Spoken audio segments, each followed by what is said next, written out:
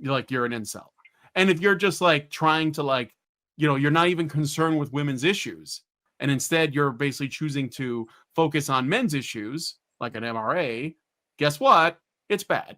The fact is that men are noticing this, and they're saying, hey, I got this pressure on me, and I don't know if I like it. And then they're like, oh my God, they're a bunch of misogynists for noticing. A quarter of men bleakly said that they believe no one would fall in love with them. Is it possible that the men are right, and the average woman no longer thinks that the average man is an acceptable partner? But remember, whenever men try to form a space, it gets broken up. This is just like, it's just like, you go and there's some, okay. All right. Hello, we're live. We're figuring things out right now. I just got like, Allison we have is... complexities upon complexities. Menus nested within menus. It is difficult. Yeah, as is typical. Yeah, as is typical. All right, but Allison's trying to log into the X space, but she's got to log out of her account because I'm using it to host the X space. Yeah. But we are live. Merry Christmas, everyone, and welcome to the special Christmas stream. So if you want to talk to us, you can go. You have to have an X account. There is an X space that is currently live. I think I can get the link to it and put it in the description. This was something I meant to do and I kind of forgot to do. So let me do that really quick here. All I gotta do is copy the link, and I'm gonna put it in the description of this video so that you guys can go there. If you have an X account, you have to have an X account. But why don't you? They're free. Why not? I mean, Elon Musk owns it. It's probably a safer online space than most. So I say go for it. And join us in the space. What was that? It's free. I said it's free and the speech is free. Yeah, it's free and the speech is relatively free. Yeah, relatively. Right, so okay. My content. See if I can manage this. All right. Yeah, Allison's trying to figure this out, so we will. But I did put the link to the space in the description. You'll have to do a quick refresh, and then you should be able to access the space. And then what you want to do... what? Well, you know what? Finish off your thought. Well, I'm just saying, once you join the space, then what you want to do, if you want to talk, is if you've never used X spaces before, and you can do this on your phone or on your PC, there should be a request to speak, and you sort of raise your hand, and we can see it in the chat, and then I'll basically give you guys permissions. I'm currently using the Honey Badger Radio X account to talk. So yeah, we're just waiting for Allison to get in here. So hello to Gin Bottle, Filler Bansky, Richard Bier, Gabriel, Phelan Lucas, and Murder of Crows. Also, Open Your Mind's Eye, Mind and Eye, and Gemini Lion. Hello, and Merry Christmas to you guys. Did you guys get everything that you were hoping to get? Did Santa Claus take care of you guys? No, nothing. Well. I got a gaming mouse, which I'm really happy with because it's like my mouse before it was. I didn't realize how bad it was until I plugged this one in.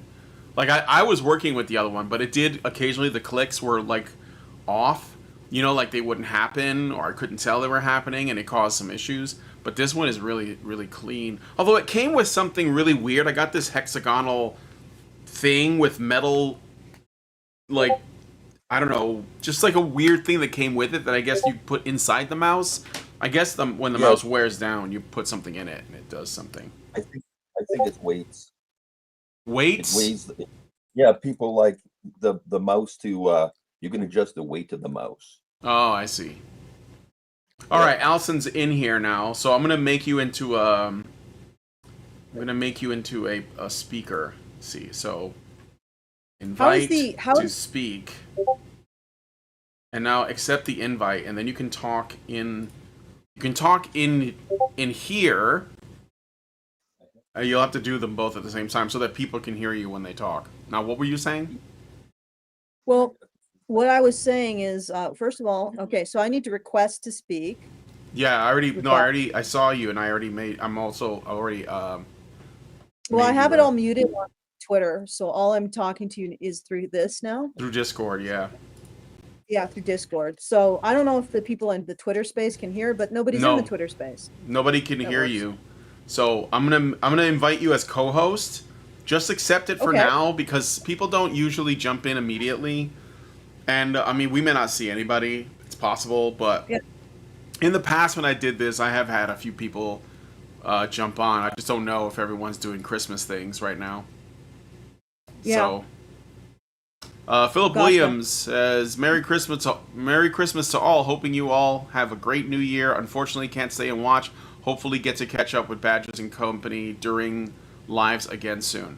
Thank you. Murderer Crow says, I got a much anticipated and welcome visite. You mean visitor? Is that what you meant to say? Peter Houston says, Merry Christmas. Merry Christmas, Peter Houston. Doesn't it feel good to just say that? Merry Christmas. Yeah? Jim Bottle says, the good news is honey badgers are immune from scorpion poison. Simple symbolism. Okay. I don't know. Is Saturn in retrograde? Is that what we're talking about? I don't think Saturn goes into retrograde. I just said that. I don't know what that means. I double check that, but I think that if my astronomical knowledge isn't failing me, does Saturn go into retrograde? I know I'm being totally autistic. Jupiter rising. Oh, it does. Oh, okay. Right. There you go. Saturn retrograde every year for about 4 to 5 months, appearing to move backwards from Earth due to the orbital mechanics. Okay, so I am full of shit. I wonder how much I'm full of shit. Is there any difference in retrograde motion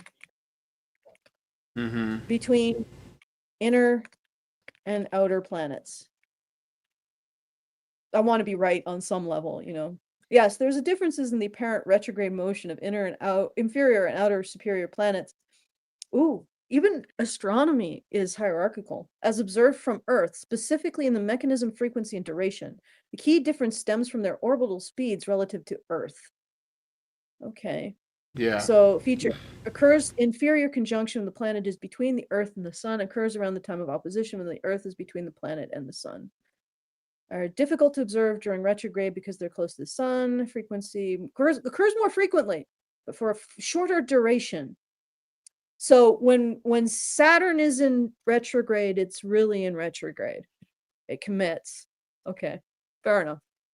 But so the inner planets are more frequent. The outer planets are in retrograde longer. This is trivia that I assume nobody thought they would get when they opened up this stream. Yeah. Yeah, I don't know how we got onto that like first thing, but well, we could since it's quiet and yes. I'm just okay, because it's quiet, we could talk about the things that we have been doing. Okay, what are the things that we've been doing? How did your Christmas go so far, Brian? It's good. Like I said, I got a gaming mouse, and I went to Christ Mass this morning. That's what Christmas means. Christ Mass. It was church. But I didn't really want to, but I did anyway because I just wanted to sleep in, and Lindsay did too. But we went anyway, and we had Wife Saver. Have you guys ever heard of Wife Saver? WIFESAVER. Wife Saver. You ever had that? You ever heard of it? So, no. My mother-in-law makes Wife Saver. Used to make it for Lindsay when she was a kid all the time, and Lindsay wanted to make it this year, so she did. And since we were breaking a fast today's the day we can eat like a normal person, she made Wife Saver. And so what it is, it's basically like a casserole. You take like bread slices, a layer of bread slices on the bottom, and then on top of that you put ham, and then you put another layer of bread, and then you put like a bunch of eggs mixed with various like, you know, vegetables like green onions and things like that. So it's sort of like a layer that is an omelet, and then on top of that, you put like you crush a bunch of cornflakes, you sprinkle it on top, and then you put it in the, and it doesn't sound good, but you put it in the refrigerator. We did it the night before. Cover it with saran wrap, put it in the fridge, and then when we got home, we put it in the oven. Put it in the oven for an hour, and it's essentially like a giant breakfast cake. It's a cake that's full of breakfast food, and it's delicious. Oh yeah, and cheese. I forgot the cheese. Lots of cheese. A whole bunch of shredded cheddar. So yeah, it's definitely cheese on there. So it's like a ham, cheese, egg omelet with bread and some cornflakes. Lifesaver. It was good, but it was a lot. So we're gonna have steak later because again we're breaking a fast. We didn't have meat since I think it was like since before Thanksgiving. It was like the right after Halloween, so almost that long. So yeah, it was it's gonna be good. As far as gifts go, I also got a new mug for coffee, which I'm gonna need, and got some stuff for the house. Nothing major, a tablecloth. You know, when you get older, like these things are not as exciting. Although somebody got me a game, and I want to give a shout out to Master Goa. I believe it is the guy who got it for me. He got me a Steam game, Castlevania. Let me look at the name again. Castlevania Lords of Shadow Ultimate Edition. So I'm gonna go ahead and install that while we're talking. Yeah. So that's been my Christmas. I'll talk to my mom and my dad like later today, I guess. After this is over. What about you? Yeah. It reminds me I probably should call my dad. We haven't done anything that yet because we're going to be doing that in the afternoon. Yeah. Jojo got a bunch of stuff too.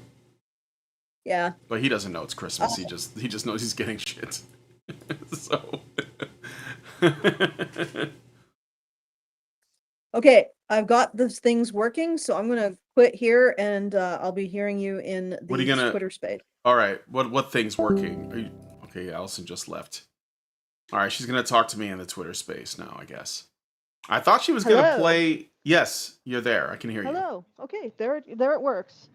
Yeah. It's all streamlined. You're slightly lower volume, but I think still fine. Okay, well, just give me a sec. I'll move this around. Does this better? Yeah, let me just Are you gonna be playing Beat Saber 2?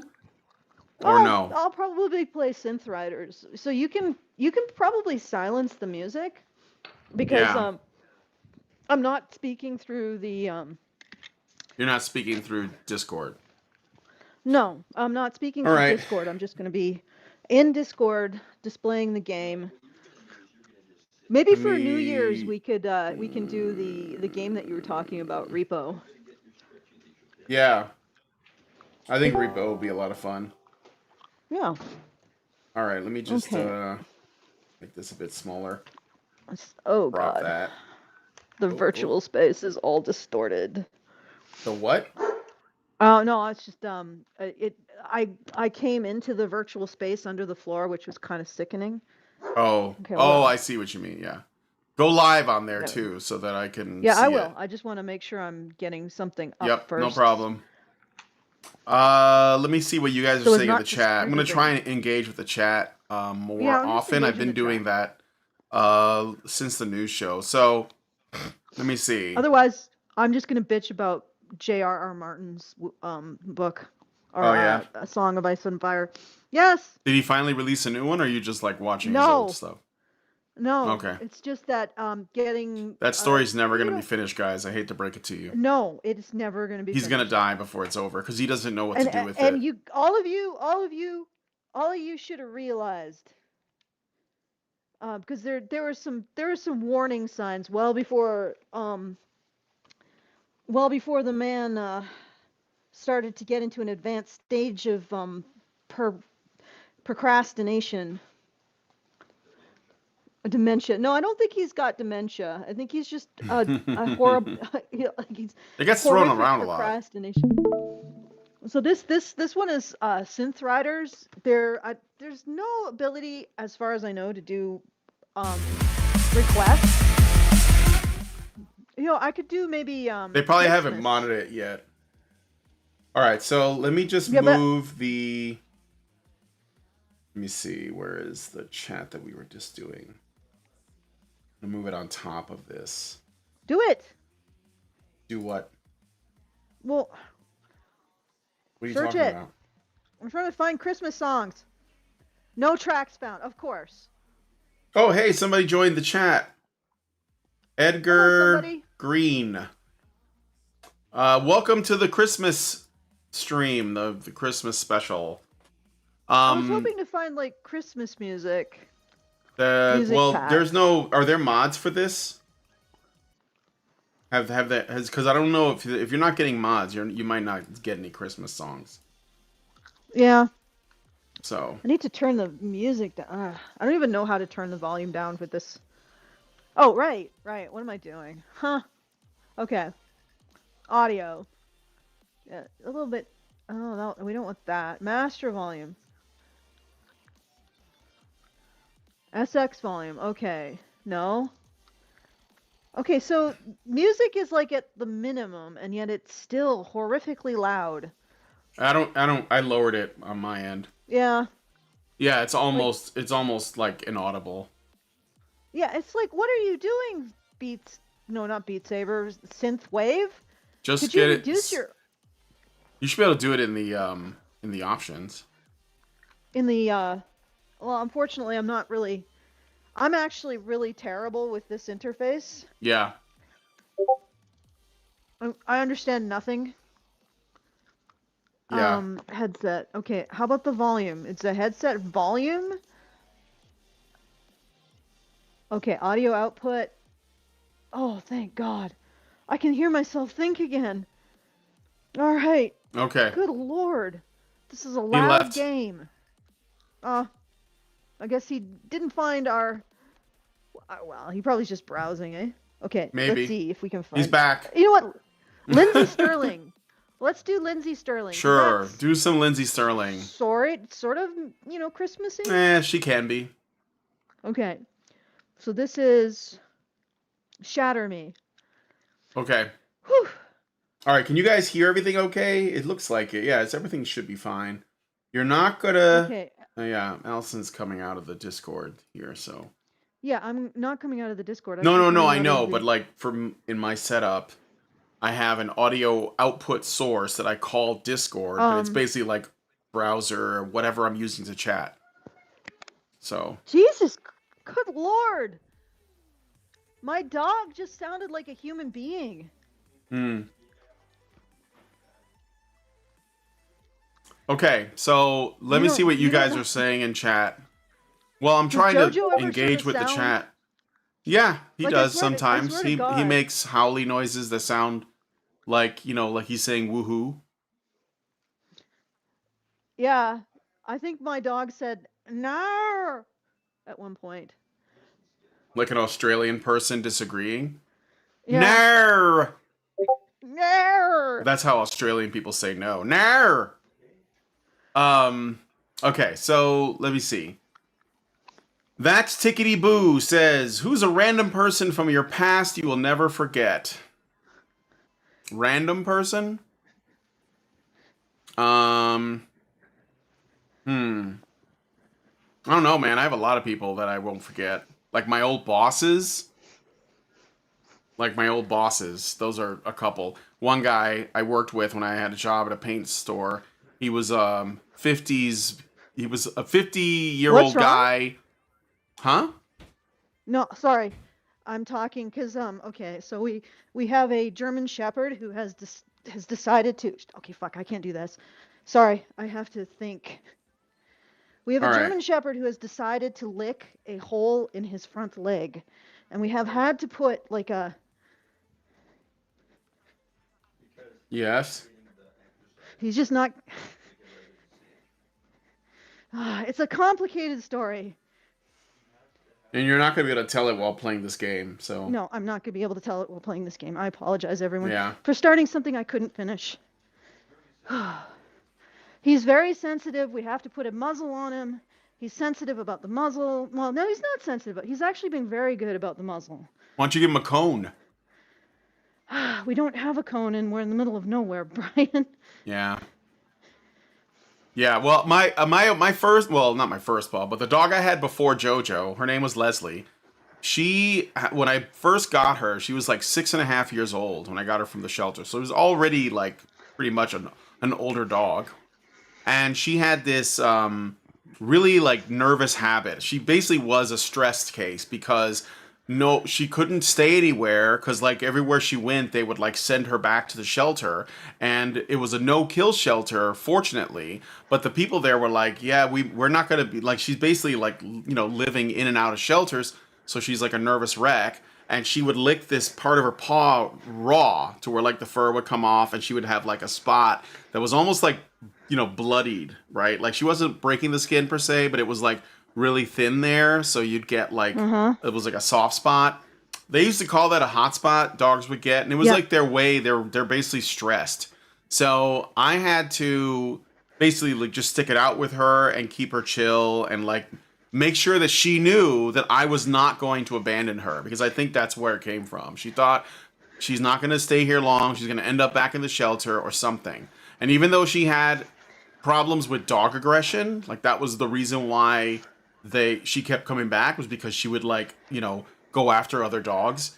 I just kept her, indoors, and I slowly socialized her so where she was able to hang out with some dogs, like my brother's. When I lived in Chicago, my brother had a Chihuahua named Prince, and Leslie was a dog about the size of Jojo. She was like 70 pounds, kind of like part pit bull, part lab or something. Like she was part hound, like she was a mutt, and I would get them to hang out with each other, and they were fine. And that soft spot, that spot that she would lick, it disappeared after I had her for about a year. So he might just be going through a stressful period for some reason. And you just work, keep him reassured, and I'm sure that he'll stop doing that. Well, he is, because what's happened, and I think it might be multiple things, is Jonathan got a really bad case of shingles. Yeah. You know what that? Yeah. It's not fun. No, have you had them? No. No, I mean, not that I know of. I don't think so, no. Well, they're just basically, what happens is your nerve endings have chicken pox. Mm-hmm. It's the same, like the same virus that is chicken pox, basically, and hides out in your nerve endings. And it just is sort of a resurgence of that. And Jonathan got that, and he's been wiped out for weeks now. So Scipio has had far less stimulation. And I think he injured his leg. And there was this little patch of like, you know how dogs, when they get an injury, sometimes they get like a little patch of pigmented skin. And he'd been licking at it and licking at it. Yeah. And I was trying to stop him to do that. And then he redirected to another part of his skin and licked a hole in the fur. So I've had to like wrap his leg, put on a muzzle, and thankfully doesn't seem very stressed by the muzzle. Yeah. But and we don't have a cone. I had to make a cone out of two towels rolled together, which isn't really ideal. No. At all. No. You could probably just get something online and have it sent. I did get one for Leslie when I first brought her home. They gave me a cone at the shelter, but I stopped using it after a while because it was like, I didn't need it. Like she basically, like once she became comfortable and she thought, oh, I'm going to live here now, then she was good. I wonder if we should maybe go back to the call-in server, since this is really slow. We could do that too, I guess, but like, the thing is, like, I think that we have to like keep at it to use this. Okay. Because more people are just on X, right? But we're doing it on Christmas Day for one, so people are probably taking a break from the internet, and I don't blame them. But like, you just do this regularly enough, and you'll see more traffic. I think the problem with the Discord server is it's very corralled. Like only people who have Discord are going to be able to access it, and then within that is a subset of people who are interested in coming on our show, and then within that is a subset of people who are actually able to make the time to come on our show, and then there's within a subset of that there's only the people who actually have something to say. And I don't have a problem with the Discord thing, but the problem is that we have like every time I do it, it's like the same, like half a dozen people. Yeah, because they're the only ones that want to do it. I think that if you do it this way, you're opening it up to anyone, and that means, people who hate us. I mean, I'd rather have that than the same guys coming on saying, "So what are you guys doing?" Yeah. So, Well, and if Edgar wants to say anything, all he has to do is raise his hand. I'm watching. I think there's a way to request, to speak if you want to speak. If you just want to listen, that's okay. Anyway, let's see what. We'll just talk to the chat. And look, we've only been live for about like just under half an hour, so we may not get anyone. Yeah, that's true. There's a guy, Carl T. Boylan, just joined. And if you want to talk, Carl, feel free to raise your hand or request to speak, and I'll give you. Oh yeah, I do have a request here. Who is it? Approve. Okay. There you go, Carl. Welcome to the stream. How you doing? See, look, Allison, people are jumping in. Yeah, I just did a message through Discord. That might be why. It might also be that it's finally propagated through Twitter. Yeah. Okay, Carl, you have the floor. Merry Christmas. Merry Christmas, my friend. How the devil are you? What a bunch of retrobates you've managed to gather so far. Retrobates. Is that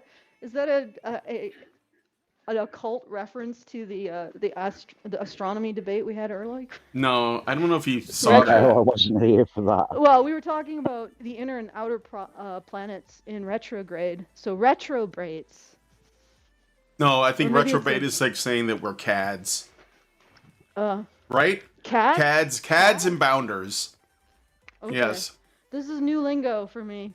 Oh no, it's actually very old lingo. Really? Yes. Wow, then I must really be out of the loop. So Carl, what's up? Did you want to say anything? I have like somebody else requesting too.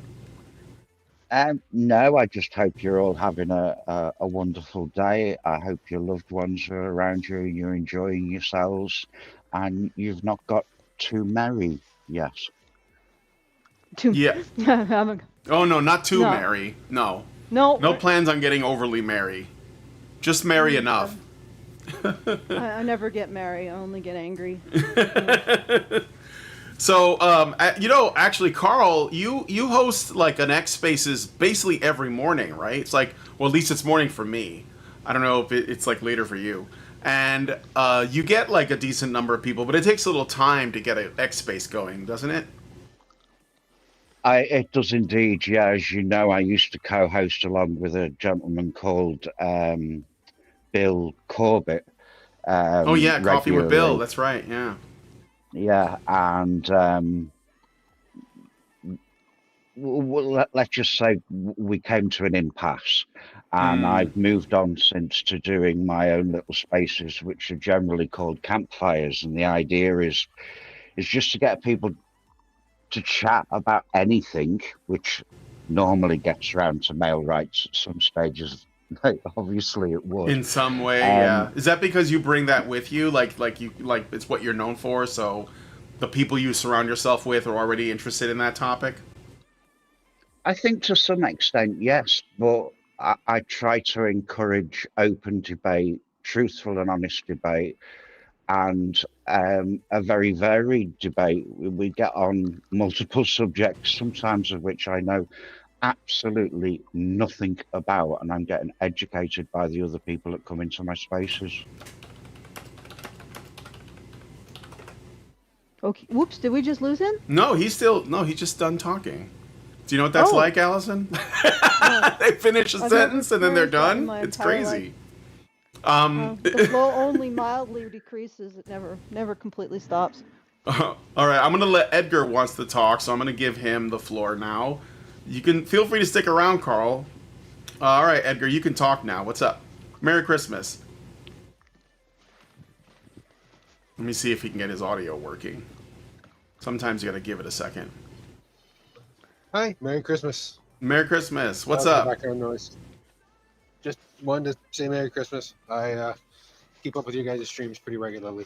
Do you? Oh, thank Do you. you do you watch them on YouTube, X, or Rumble? YouTube usually on replay. Okay, so like after I we've work done a lot, them. so Yeah. yep, I usually catch them the next morning. My go-to wake up. Oh, well, Okay. that's great. Yeah, that's cool. So what's how's your Christmas been so far? Excellent. Got up early to play Santa. And Oh, we got up early to enjoying play time with Santa. family. Cool. And how many do you have little ones then? Just the one. Just the one? And what did Santa have for that person? Oh, she got a stuffed tiger and a bunch of stuff in her stockings and stuff like that. She was very happy. She wanted the stuffed tiger very bad. Mm. What do you think about this idea that a lot of people criticize Christmas as just kind of like this consumerist holiday that's just an excuse to buy junk? What do you think about that? Do you have an opinion on that? That kind of like, I don't know, statement? It can be. I think it goes into how people approach it and what their intent is. Like we had a bunch of discussions on, the meaning, the story, and the purpose of the gifts, and where the tradition came from, and Yeah. some of our gifts end up being religiously themed and whatnot between each other. And I think that if you go into it as this is about getting stuff and not about the love and that you're sharing between your family, then you might end up that way. Yeah. Yeah, no, definitely it's a mindset. Definitely companies are going to take advantage of the holidays to sell stuff, but at the end of the day, you decide like if you're gonna, it's your call, right? Yeah. What? Exactly. I Yeah. just said, yeah, I'm agreeing with you. Yeah. All right. Well, Edgar, you feel free to hang out if you want, and Merry Christmas. Does anyone else? I see a couple of other people here. Horror Cocktail and Be Real, Truth of or Objective. Welcome and Merry Christmas. If you want to speak, just give us a shout out. Meanwhile, I'm going to look at what the chat is saying. I did get a super chow that I should read. Cool. So, a Void Cat gave us $10 and says, "Have a very meowy Christmas." Well, thank you, Void Cat. I had no idea that Void Cat knew how to use a credit card, I guess, to put in a super chow. So I guess, Allison, you or Jonathan got to check your accounts and see if Void Cat has found access. Has hacked it. Yeah, it's hacked. If you've been hacked by the Black Cat. Anyway, Black Cat that steals. Not at all shocking. Murder of Crows. What? Sorry. Just kidding. I'm just kidding. Oh, great. Okay. Murder of Crows says, salt the steak an hour beforehand as it's resting and warming on the counter. You talking about the steak that we're having? Oh no, we did it yesterday. Lindsay knows how to do this. Then we got a whole rib roast. It's gonna be amazeballs. I haven't had steak since technically we had one on our anniversary, which was last week. We did cheat that day because it was our anniversary, but that was not much. It was like a little strip. So, okay. Peter Houston says, I can hear you and Allison talk. There's no dog or music sound. Yeah, Allison asked me to turn the music down. That's why. And Well, what? because I probably because I oh, God damn it, I referenced. You lowered it? Yeah. No, I mean I referenced the dog talking. He had like an extended series of syllables that he was like howling out. Not howling, but the whale song that really vocal dogs do. Yeah, I know it. I don't know if Jojo is like a really vocal dog. He is very vocal. Jojo is both. He lets you know he's around. Let's see. There was somebody has else who said extended- something interesting. Night Motorcyclist said something, because I actually really like relate to this. He said, ever since my mom passed, the family splintered. You know, it's interesting that my family, when I was growing up, was very tight knit. Like and it wasn't just like me and my mom and my father and my brothers. It was like everybody. Like I had uncles and I had aunts and I had my grandma on both sides and I had my cousins, and we would go to barbecues and everything. And the person who held everyone together, and I can bring this to men's rights if you guys want, but the person who held everything together was my grandmother on my father's side, who was this Puerto Rican lady, you know, in her 60s, literally had one leg. She would hop around the kitchen cooking. She had one leg, okay? It's okay to laugh. It's funny. She had one leg, and she would organize every single family event. She memorized everyone's birthdays, everyone's births, everyone's anniversaries, every holiday, Easter, Christmas, you know, and summer barbecues. And she would put together big bashes for the family, the extended family, and even friends of the family. Like if there were, you know, people that have known each other for a long, long time, they would be considered part of the family as well. Like I remember when I was very young, my mom went to a babysitter who was a friend of my aunt's, and she would watch me when I was like 4 years old. And that woman was so like involved that she was going to all the parties too. And then when my grandmother passed away, and I don't know what it was of, because I was pretty young. I was probably like 14, 15 years old. And when my grandmother passed away, the family like could not keep it together. My uncle tried to like continue this tradition that my grandma had, but it just fell apart, and everyone sort of like, you know, became atomized over time. And now I don't know what half of the people in my family are up to. And it's like the problems of what's happening now. It's like a microcosm of what's happening now. Like people are not connected to their family or their ancestors or whatever. And it doesn't matter what the culture is. It's just sort of like disintegrating. And I think my grandma was definitely not a modern woman. Like she was not like a feminist woman, right? She was, but she was tough. Like both of my grandmothers on both sides, they were, you know, roughing it. Like in Puerto Rico, most people are pretty poor, and they would, you know, they had chickens and they grew their own food and all that. So they were like still kind of living I don't know, like a farmer's life, I guess. But when my grandma came to the city, she made it like a point to like try to do that. So I think it's interesting that you said that, because I think of my grandma when I think about like what happened with my family. And it's not terrible. Like I still can, like I talk to my mom and stuff, you know, but it's not the same. Yeah. Mm. Well, it's Anyway. like one of the things that women just stopped doing. Yeah. Yeah. And people are sort of poorer for it, but exactly. they will say something like, nobody appreciated. Well, you're the ones who stopped doing it. Yeah. Right? Like the appreciation is in seeing what you've created become, you know, like brought together. Mm-hmm. Right? And you didn't appreciate that, so you sacrificed it for a cubicle job. Yeah. Yeah. Although I see a lot of that on X, but I don't know if you guys noticed that, like whoever's listening in here, I have been looking through X every morning, or whenever I get a chance, I'll scroll through X randomly, and I'll look for like misandrous posts, of which there are many. There's a lot of anti-male posts on X.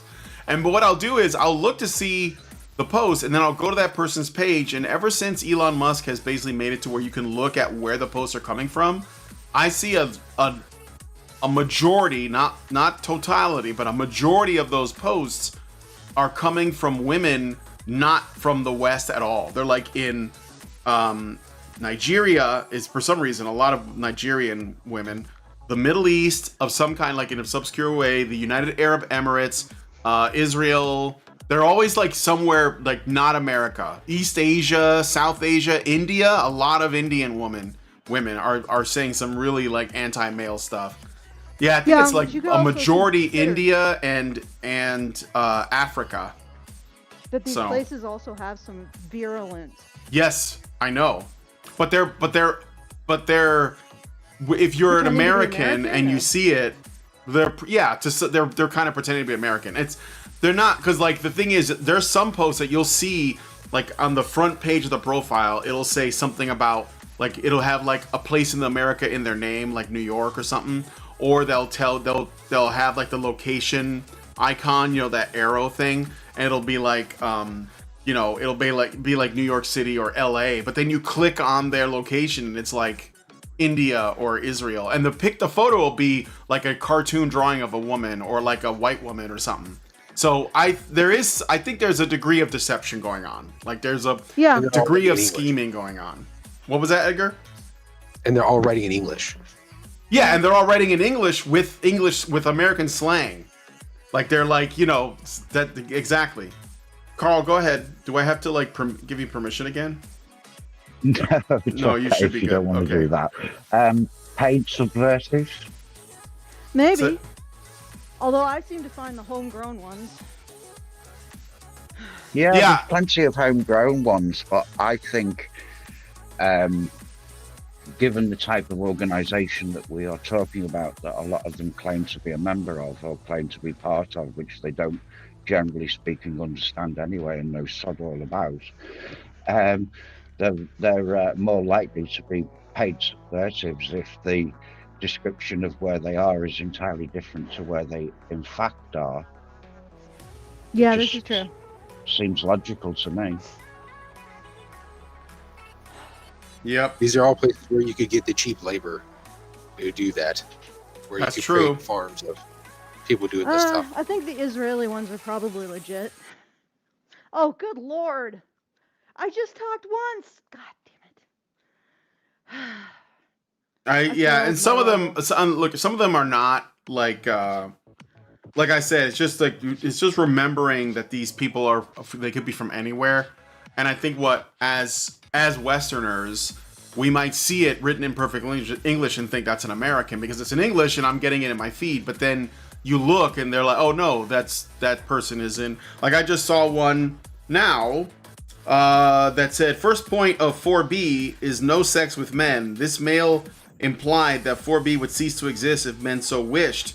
So males will resort to coercion and rape because they were responding to somebody who said, friendly reminder that the so-called 4B movement only exists because men allow it to exist and would cease to exist if men so wished.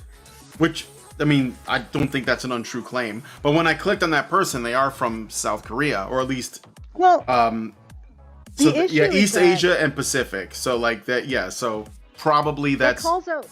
Hmm? Yeah. Oh, I was treating the content seriously. Go ahead. What do you mean? Well, it calls out the feminist framing, which is men have control over everything.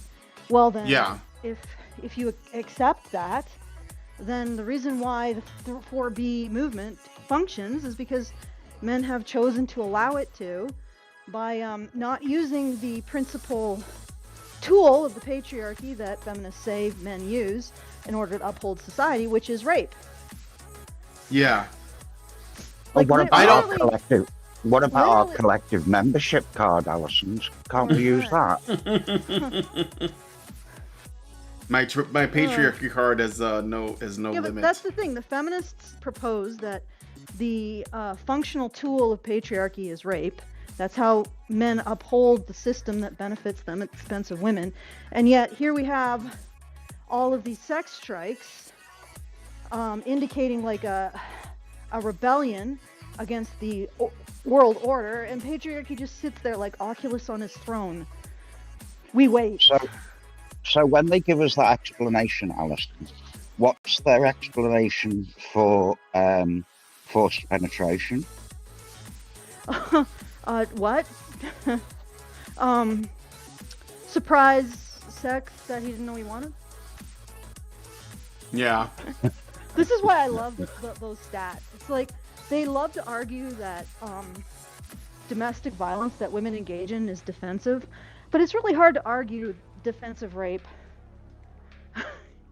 Yeah. So they have very few arguments. That's why they hate them so much. I love how it's pretty difficult to have a defense for, well, I was abused for years, and when my husband invited me round with the rest of the family for a meal, I just went to the hardware store and bought a hammer and put it in my handbag and repeatedly struck him on the back of the head with my handbag. Yeah, that's a hard one to get away with as well. Pretty sure they have, though. You know what else is weird?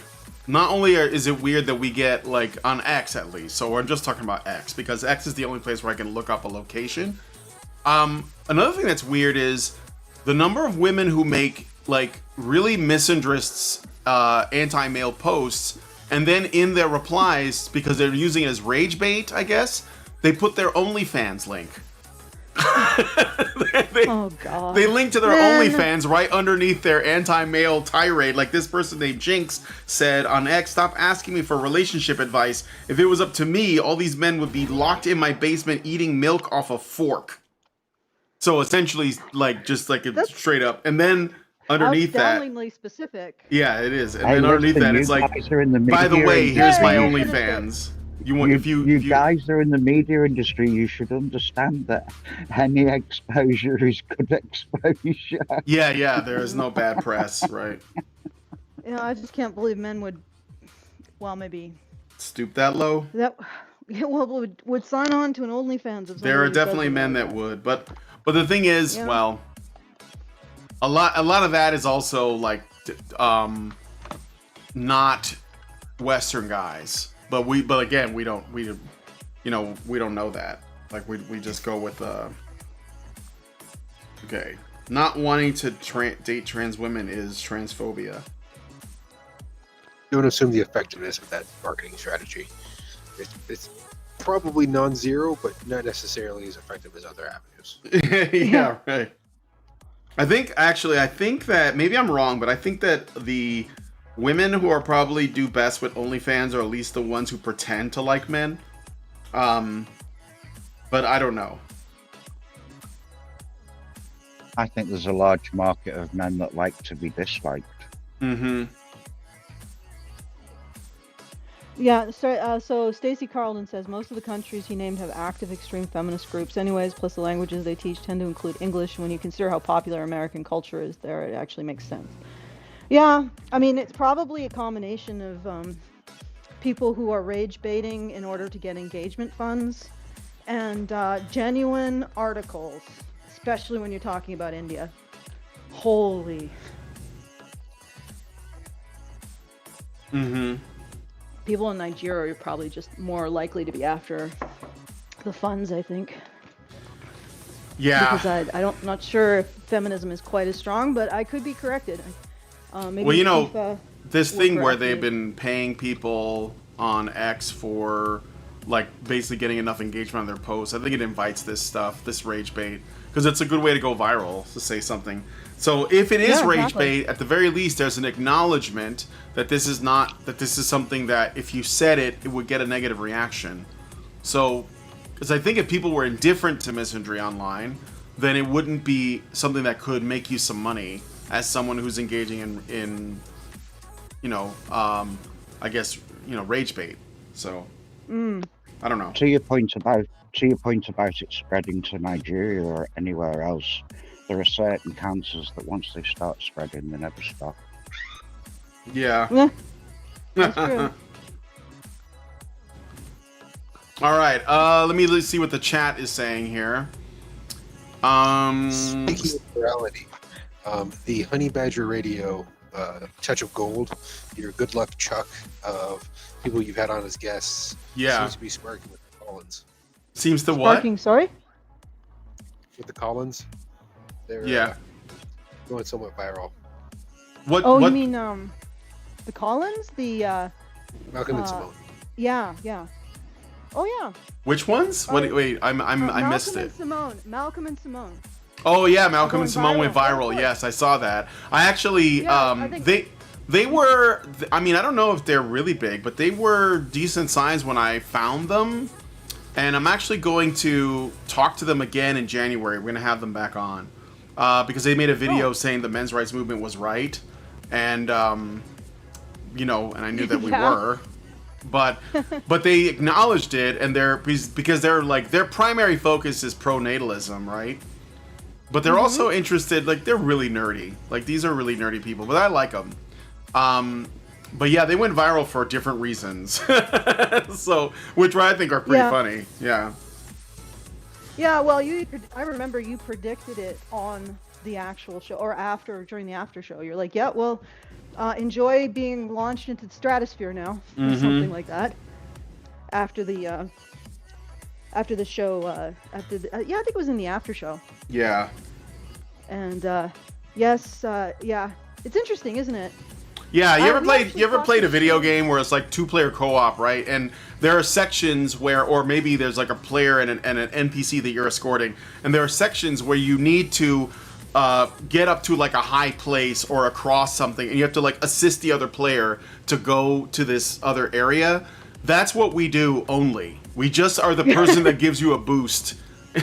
You know, we're Chris at the bottom, and Sheva is everybody who comes on our show, and you give them a boost up. I don't know if you recognize the reference, but basically it's multiple, you know, video games have that mechanic, and that's what we do. We give you the boost. We throw you over the gap, you know. We build the bridge, and then you go across it. Yeah. I guess it's something. People probably don't remember this, but we had Shu on. I think this was prior to you. Oh yeah, Brian. Yeah. No, I was around. No, I was around for Shu. I was around for Shu and Sargon. She was under, I think, 20,000 at that point. She was like at under. I think she was at under 20,000 for sure. Well, I know that she was under Karen at that point. Yeah. And Karen probably was around 100,000 or so. And Sargon came on at like 20,000. Yeah, Sargon on. We used to have Blair White on all the time. Blair White was on all the time, and she was a regular. Like we were, you know, we would just do shows with her. And now Blair White hangs out with Roseanne Barr and shit. Like,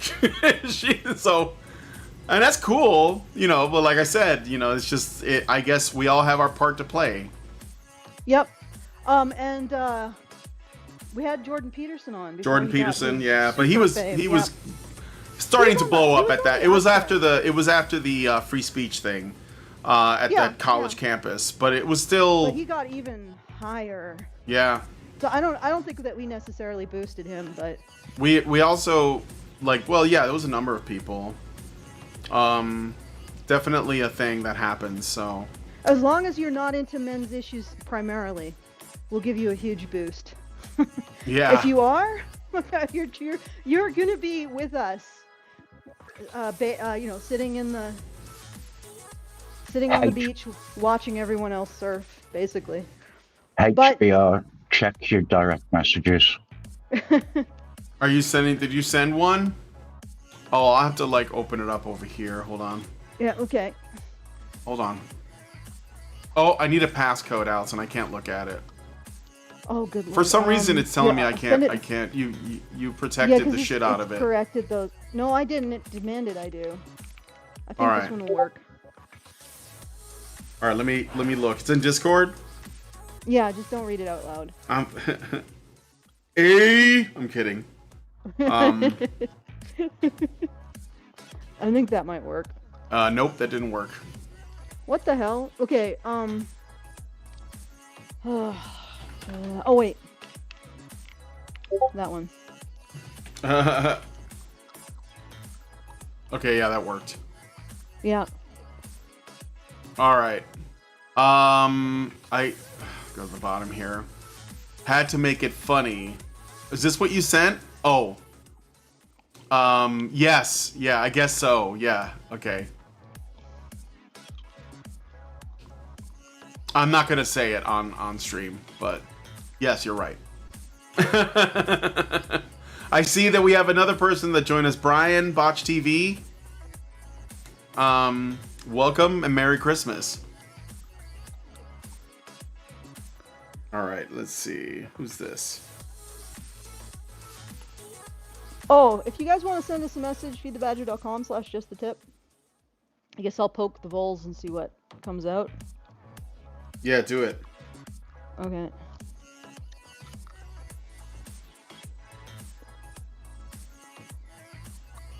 I do apologize. I couldn't help myself. I have a terrible sense of humor. That's all right. I didn't even get to see it. It's So still I'm there. Unaffected. Okay, well, I guess I'll see it afterwards. All Did you right. use AI to make that? Hello, I have something Hello? important to. Oh yeah, never mind.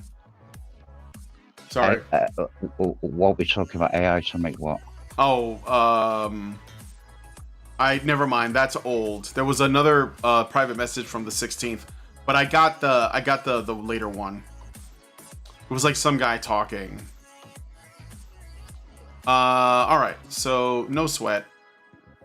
Yeah. Let me just go back to. Well, I'll just leave that open. That's fine. All right. So let's see what else you guys are saying here. So,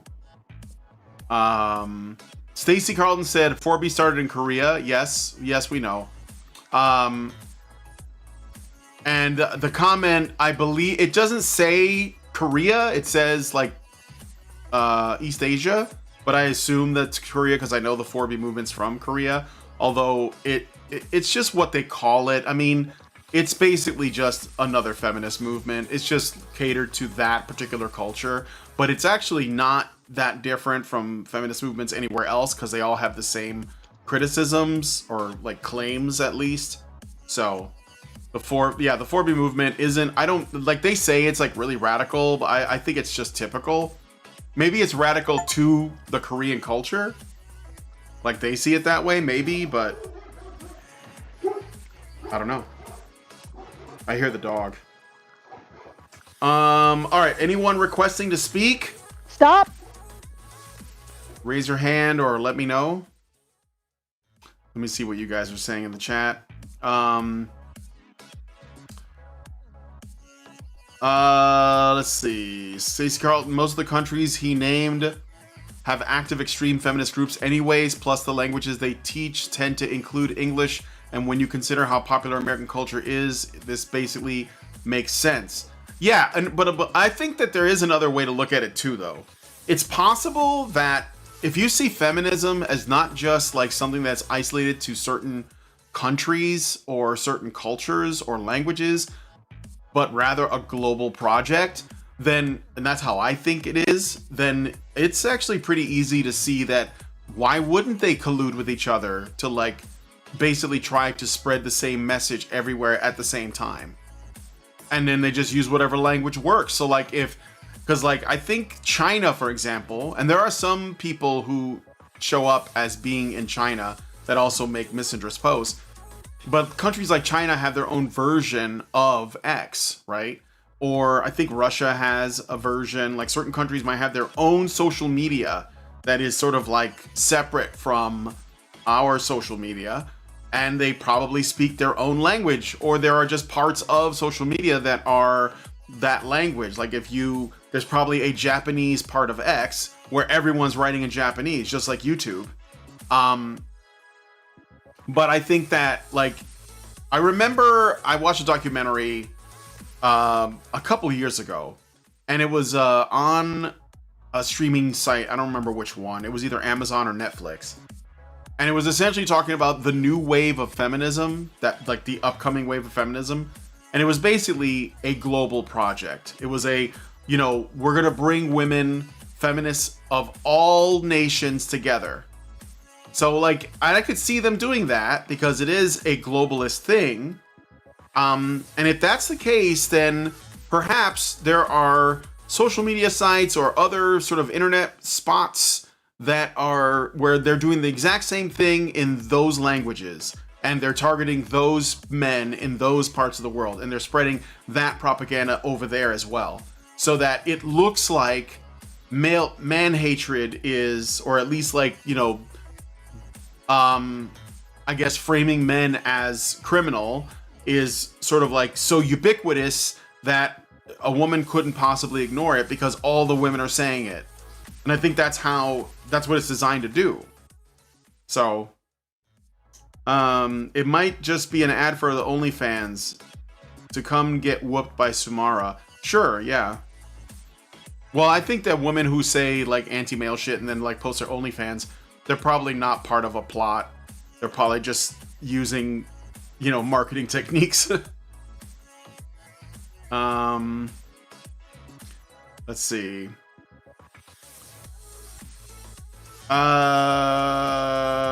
Stacy Carlton says, "Oh no, Nigerians especially probably tie with Indians when it comes to that particular extreme." Yeah, I thought Nigeria was a relatively Christian country, but maybe I'm thinking about the wrong one. Could be Ethiopia. Murder of Crows says, "A fine 2-player co-op about a divorced couple is It Takes Two. Very fun. Another one that's about to come out in February is Reanimal." Yeah, I played It Takes Two. They're not divorced, but they're planning on getting divorced. But I think by the end of the game, they get back together. So it's pretty sweet. Technically, Britain is a Christian country as well, where the head of the church is the king. For now. But we've seen where that ends. Yeah, right. Night Motorcyclist says, "Iran is becoming progressive among the populace, which is why they have constant riots." Iran used to be pretty, modern, right? Pretty, am I remembering that right? Or am I thinking about a different country? I think it was Iran in, the 60s. Looked like, any Western country. Or modern Israel, basically.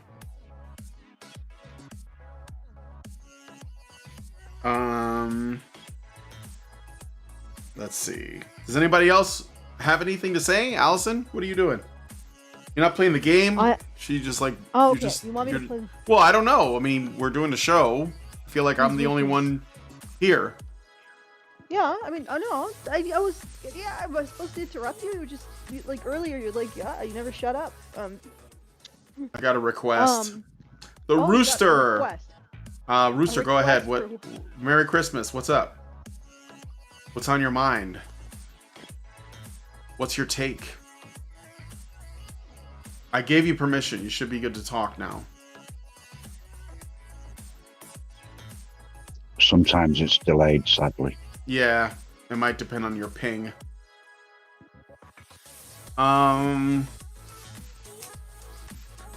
see. Well, I can go back and do more synthwave, but Oh well, he left. Oh no, he's there. You can speak. You have to unmute. I don't know if you ever used this before, but you should be able to talk, Rooster. This is sort of a nice background, though. It's very appropriate to the layout. Yeah. Oh, I forgot to put the Christmas themed background up. Better Call Cameron. Esteban's Burger. Are you on? Okay, let's do it.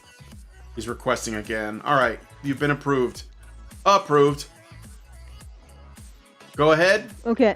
Can you have your audio working? Your microphone settings? You might have to give permission. No, there we go. No, Twitter just hated my life. Oh, okay. Okay. Merry Christmas, you guys. How y'all doing today? Good. How are you? Good. I'll do Melancholy Hill by Gorillaz. Okay. Do you have any? What's up? Yeah, I was just fixing to ask you. Could you revisit the last couple of sentences you finished up with there? Because I did have something, and all that technical shit went away, and so the thought kind of got fluttered. All right, I forgot what I was talking about. We were talking about Iran. Was it Oh, about that? Yeah, you were correct. Yeah. When you said the Iran in the 70s, it was fantastic. The chicks were hot. Everything had color to it. They had smiles on their faces. They drove really cool cars, and it was great. And then I believe it was the Ayatollah overthrew the Shah because Jimmy Carter said, "Fuck it, we ain't gonna help," and then that was the end of all the cool shit. Yeah. So I guess Iran is seeing a resurgence of that. So some people there haven't forgotten. That's what somebody in the live chat said, and I was just remarking on that. But are you familiar with our content? I know Honey Badger. I follow that, and I enjoy that content quite a bit. Oh, the post that Allison makes, her arguments with feminists online. Yeah, well, always amusing to make their heads pop. Yeah. You do trigger a lot of anger. Well, this is how you gotta get shit done. That's what Yeah. it takes. Well, you know, it's good. It's good for them because Bonhoeffer said that they have to feel that moment to have clarity, right? Because that's willful blindness. It's not a lack of intelligence. You know, they can obviously read and digest things and understand them. It's a lack of moral clarity on even how to look at the situation. So they got to Yep. feel it. You got to piss them off a little bit and make them feel it. Mm-hmm. Yeah, I guess I'm a little bit of a sadist. I do enjoy that triggering the cognitive dissonance. Do you think that it's a good use of your time, or do you think it's a waste of time? Well, it satisfies me, so it's a good use. Yeah. Well, no, Brian, the thing about it is that often it's not for the person that you're No. responding to. It's to highlight it to those that are reading the thread. Yeah. Yeah, when you humiliate people for their beliefs, the normal people take note of that, because it really is humiliation that drives people's behavior in many cases. Yeah. So they'll say, you know what, I'm not going to even attempt to make these arguments, and then they have to resolve the cognitive dissonance, so they start just figuring it out for themselves. I mean, Baring was right to a degree. Hannah's tends to go until the person breaks internally. Yeah, she's great. well, She's yeah, really no, good. that's a very good thing. People think a psychotic break is a bad thing, but it's literally a prerequisite to having clarity and understanding and healing. You have to have that moment in order to move past it. So get them there as quick as you can. Yeah. I don't think I have Hannah's patience, Mm-hmm. so I just get them to argue with Grok. I Yeah. tend to just to hold in a mirror straight up to them, and they find that very annoying. Yeah. Hmm. Oh, wow, this was not too difficult. There you go. So that was, although you guys couldn't hear it because I heard it it. was turned It off. was very low. Yeah, It's well, very we turned low. it off the sound so that we don't get hit by the copyright, right? Mm-hmm. No. Oh, you did. Okay, so they can't. The audience can't hear it unless you can pipe it through X. But otherwise, No, it doesn't pipe through X. No, we could do feel good. Or I'm trying to think if there's anything Christmassy. Let's see what else you guys are saying. Do you guys have any I don't know, any thoughts on like do you watch our videos at all, or do you just like see Allison's stuff on X? I didn't. I was unaware of your video content, bro. Oh yeah. All of my social media is X, and then I do YouTube. Yeah, we're on YouTube. Yep. Our streams are long, but yeah, we're on YouTube. They're on YouTube, and I'm also the shorts. If you ever watch the shorts that go through Twitter, they are from the streams that we do. Yeah. Where I go through and destroy arguments at length. There you go. Yeah. Okay. Oh well, I just followed your YouTube. Fuck, I was unaware. My apologies.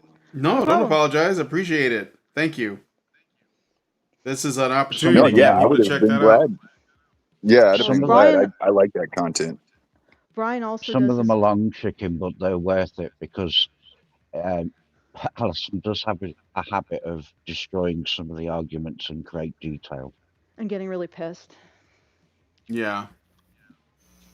And finding the Shouty. most cringy Shouty. to follow between Rainbow and all of them. They destroy them well, but you do have a degree of listening to some of the worst takes possible. Oh yeah. amidst the- You talking about Rainbow Shite? Yeah, but here's the thing. People constantly have this argument that there exists some kind of academic feminism that isn't oh fuck. My left hand screwed up because I hit it on the controller. Anyway, they have this idea that there is some kind of academic feminism that's somehow not stupid. It's like, no, the logic that the lay feminist is bringing to her arguments is indistinguishable from the logic of academic feminism, which is just as stupid and lacking in any kind of academic rigor. Like literally, feminism is the deranged lunatic ramblings of Tumblr misandrists with a academic patina. Sorry, hard to talk while doing this. If you go to the stream that me and Brian are doing on YouTube, you'll see what I'm actually doing while I'm talking here. Yeah. I just failed again. If I do that, it'll kick me out of Spaces because X hates my life. But I enjoy Don't you worry guys. about it. And You're not missing that the much. left hand thing. I'm sure it'll start working eventually. No, it's working. I'm actually able to do my level. Essentially, it's like a form of VR aerobics, but to a beat with targets. And when I talk, I screw myself up. Yeah, as a dude, I don't know jack shit about aerobics. I'm more of a strength guy, like person. It's a beat. Like what is it called? A rhythm game. Yeah, it's a rhythm VR game that she's playing. Okay. So let's see what you guys are saying in the live chat over here. Butterscotch Wolf says, I'm still here, by the way. I'm just busy playing Pokemon Legends. Murder of Crows says it's low. The combo is up top. The whole soundscape is just fine as is. Jim Bottle says, I like Allison's passion. Karen is undisguisedly bored these days. I think she said everything that she needed to say, so... yeah. And, you know, I think that Karen is, like, getting to the point where she's, like, repeating herself, and I understand, like, you know, why that gets exhausting. But the problem is of course, the arguments are not evolving. Like, they're making the same ones, and people are buying into it. And I know that what it comes down to is what feminists are making arguments for are not things that are true, but they are things that they really, really, really, really, really want to be true. So they're just going to keep believing it and trying to will it into being or manifest it or whatever, right? And that, unfortunately, that's just feminine thinking, but that is what they do. So, and that's why we have to wrestle with the fucking snuffleupagus. Don't even know what I did wrong there. So, let's see. What else you guys are saying? I think our arguments are evolving, even if the feminist arguments aren't. Yeah. No, yeah, I definitely think we're getting better at elucidating reality. I think we used to just assume that these things were so self-evident that we were baffled by how they perceive them.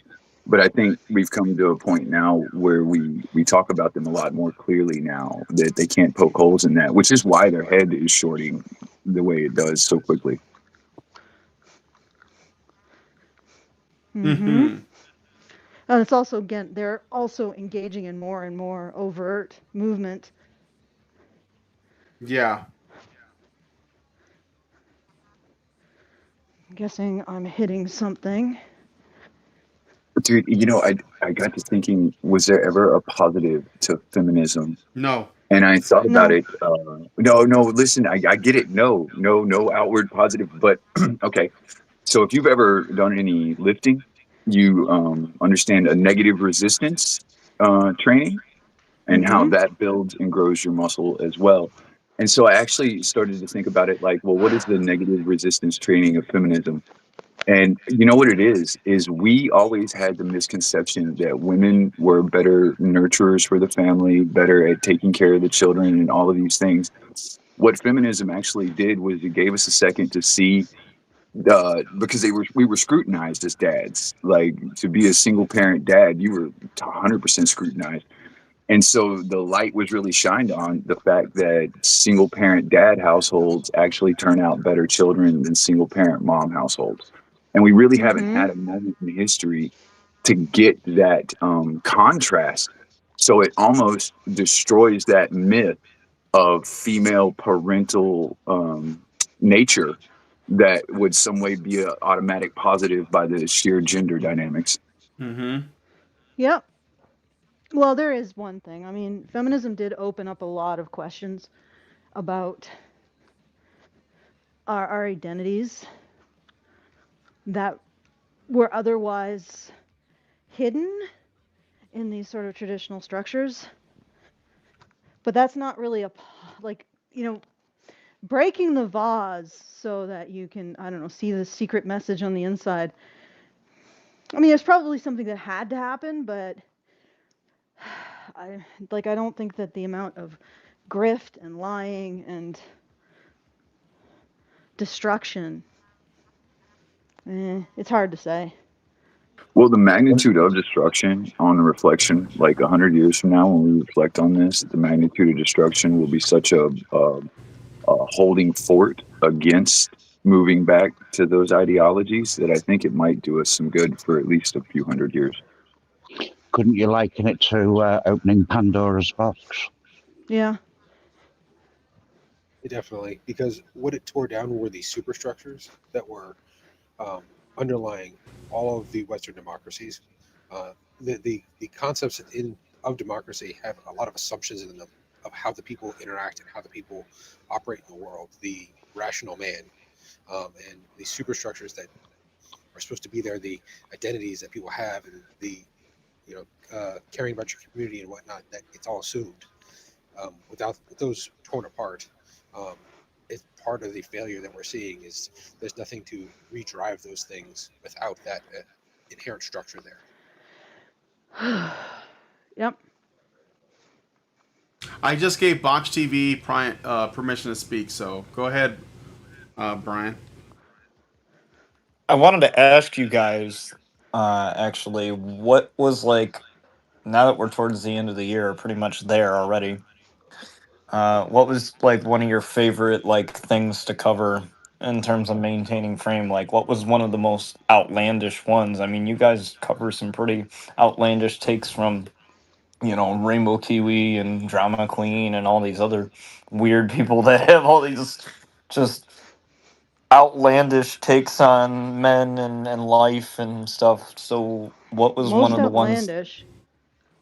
Honestly, it would be the recent UK initiative, and it's not really outlandish. It's Oh, just everything to do so with adolescence. socially irresponsible. Like, Yeah. what you guys probably, well, I don't know if anybody went to our actual in-person event in Calgary this year, but unfortunately, I had Prim. You guys know Prim. Many of you may not. She's actually a men's issues sympathetic therapist who works with the Canadian Centre for Men and Families, and we had her and a Monique, who is the head of the parental alienation organization in Canada. So she's fighting to get parental alienation recognized as a legal harm or a harm, and had them both watch Adolescence. And it didn't occur to me at the time, but Monique was severely triggered by it in a legitimate way, because she has an issue with the sexual exploitation of children, which or that kind of institutional plus over sexualization of children as potential, like, as something harmful. And she unfortunately she really struggled with adolescence, and those scenes with the therapist abusing the boy, and of course it's supposedly all justified because he is a murderer, right? And yet what we're depicting is institutional abuse of a boy, and it has a very sexualized connotation in the story. So it's a situation where an adult is overexposing a child to sexual content and sexual innuendo and sexual questioning, plus abusing her authority, plus being emotionally abusive and manipulative. And the presentation of the boy as an adult threat is really, to justify all of the abuses being heaped on him, is disturbing, to say the least. And unfortunately, like I said, Monique was having trouble with that. And I feel bad because I exposed her to it, not realizing I should have realized that. But yeah, that whole sequence, Adolescence, is profoundly institutionally irresponsible. And on a therapeutic level, it is horrific to see something like that. On a level where you actually recognize that children deserve protection by adults, yeah, that's just grotesque. And it's basically institutionalizing a form of aggressive, smothering, sexualized oversight over boys. And what they're doing in the UK is they're formalizing it. They're turning it into policy. And that's just, it's sickening. And it's such an insane thing. And the other thing is that there's a whole bunch of parents of girls in the UK that are for this. I think the UK really has a problem with gynocentrism, but regardless, the thing is that the interventions that these bureaucrats are advancing have no basis. Like they don't do anything. In fact, they probably do worse. Like if you didn't do them, girls would probably be more protected. Boys would be less likely to engage in antisocial violence against girls if you didn't do them, if you just let the boys alone. So these programs are not just not doing anything to solve the problem, probably making it worse. And these bureaucrats are pushing it because they're make work jobs. So these UK parents are applauding throwing money down a drain for interventions that will probably make the problem worse, not better, if it does anything at all. So even on the level of, do you care about you don't give a crap about your sons, do you care about your money? Because it's being flushed down the toilet. And that was probably the most outrageous thing this year. Do you have anything, Brian? I think you got, well, my answer was going to be everything to do with the adolescence thing. The only thing I would add to it, it wasn't just that the show itself was, I don't know if, the show itself was awful, and the what was putting out there was awful, and it was put out there by a guy who clearly had some kind of like unresolved trauma that he wants to blame on men everywhere instead of addressing it personally. And it's causing governments all over the West to like start programs specifically to address this issue, which doesn't exist, and it's going to end up attacking, people who are obviously boys. Like innocent. Yeah, boys. Yeah, like innocent boys. So I'm even more concerned about what. Okay, I just gave permission to Sun Archer to talk. I'm more concerned about what this is going to mean legislatively. And the other thing too is that people who want to be abusive are going to be abusive.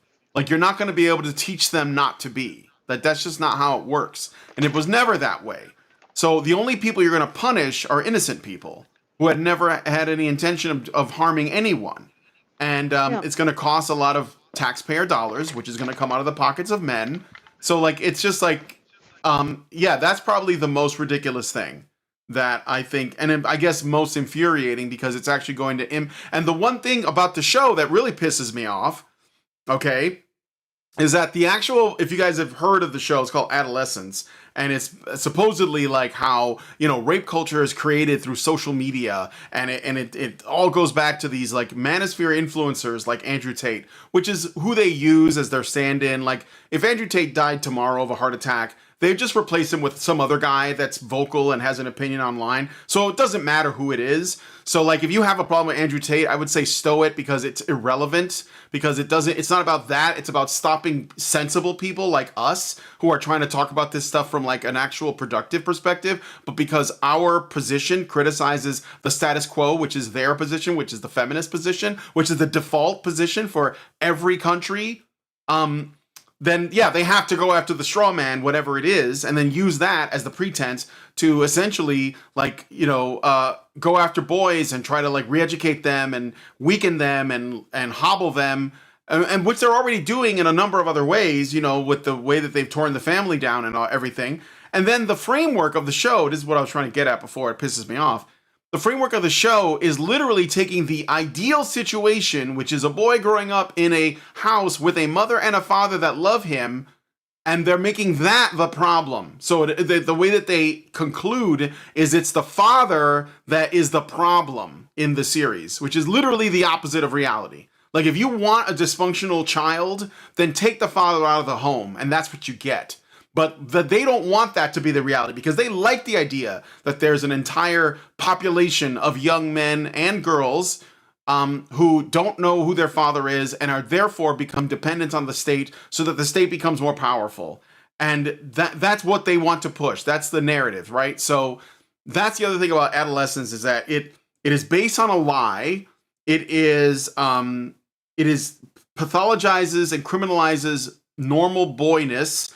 It criminalizes fatherhood, and then they use these lies and this misrepresentation to write and create legislation in various governments everywhere. Like Australia is starting to change things to address, and I'm sure that they already had programs for this shit, but they're going to try to tackle, violence against girls in school, and of course they can't look at what might actually be causing any issues, but instead, no, let's not do that. Let's just blame men. Let's just blame men whole cloth because no one's going to take an issue with that. You can't get upset about it. You can't call it an ism or a phobia because it's just men, right? Fuck those guys. They did this. And so you can just pass new laws everywhere. And they've done it. The UK, in Europe, in Australia, New Zealand, Canada, I mean, hell, the United States has it in a soft way, and the only reason why they haven't gone as hard is because we have the First Amendment. But even then, it doesn't really matter. If you go to schools as a boy, you're going into hostile territory. So maybe Botch TV wanted something a little bit more humorous, but you asked us for the most ridiculous thing, so that's my answer. Nah, you guys definitely answered it. I guess the reason why I asked it is because some of the stuff, especially the stuff that Allison has to deal with, being on Twitter and Yeah. arguing with God knows what, it just mind boggles me that people can take an entire population, whether it's men or women, and take it and label it as bad entirely, Yeah. and I remember there was one person in the special chat that was trolling you, um, when you were talking about, I think it was, Tangled I don't hierarchy? remember. Yeah. And the person was like, "Oh, well, the only people that are worried about being Me Too'd are people that are actually going to commit crimes and going to do Yeah. those things." And I'm like, "Well, technically, those people that were going to commit crimes were going to do it anyway. You're not going to teach them not to because they're going to do whatever the hell they want." Stuff like that only hurts, people who have no evil intentions. Right. So it's I love it how they kind of resort to that argument. Oh, well, are you a person that likes to hurt women, or you like? Yeah, And I'm yeah. like, Why aren't you I'm going after bad guys. Aren't you going after bad guys? Oh, you must be for the bad guys because I go after bad guys. I am adult. I go after bad people. You are not going against bad people. You must go after good people. You must go after the good people. These people are fucking morons. But look, yeah. Carl and the rooster has their The hands only up. way it works, Okay, go ahead. the only way it works is if you don't acknowledge that women are capable of using these powers for bad intent. Yes.